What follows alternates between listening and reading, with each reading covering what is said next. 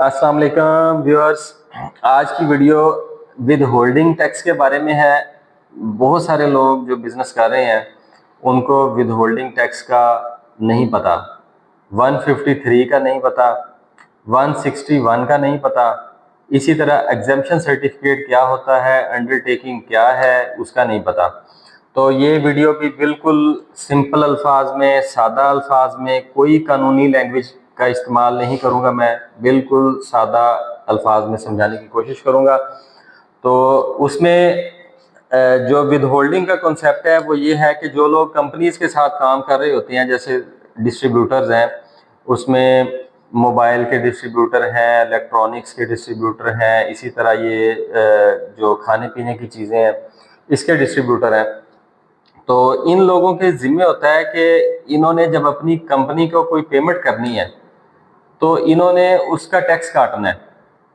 ये खाली डिस्ट्रीब्यूटर्स की बात नहीं कर रहा है। अगर कोई कंपनी किसी दूसरी कंपनी को पेमेंट करती है या अपने किसी वेंडर को पेमेंट करती है या किसी भी दूसरी पार्टी को पेमेंट करती है तो उसके ऊपर सेक्शन 153 अप्लाई होता है। सेक्शन 153 की 3 कैटेगरीज हैं, मतलब उसके जो क्लॉजेज हैं सब सेक्शन 1 की क्लॉज ए है, बी और सी है।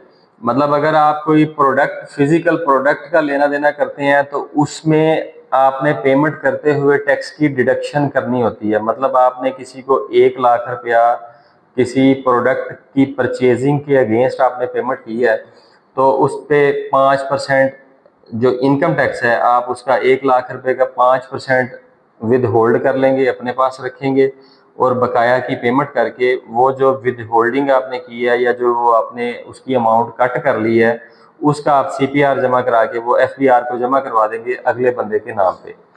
इसी तरह अगर आप कोई सर्विसेज दे रहे हैं, कोई किसी भी तरह की कोई सर्विसेज आप दे रहे हैं और उसकी मद में आपने कोई पेमेंट करनी है, सॉरी सर्विसेज अगर आपने ली है किसी से, किसी प्रोफेशनल से, तो आपने वो सर्विसेज की पेमेंट करनी है। तो वो पेमेंट करते हुए क्लॉज बी है 153(1) की, जिसमें आपने उसकी टैक्स की रिडक्शन करनी है। उसका लॉ में रेट है 8% है, 10% है, फाइलर नॉन फाइलर का अलग अलग है, वो एक सेपरेट मैटर है। यहाँ पे मैं सिर्फ एक कॉन्सेप्ट समझा रहा हूँ।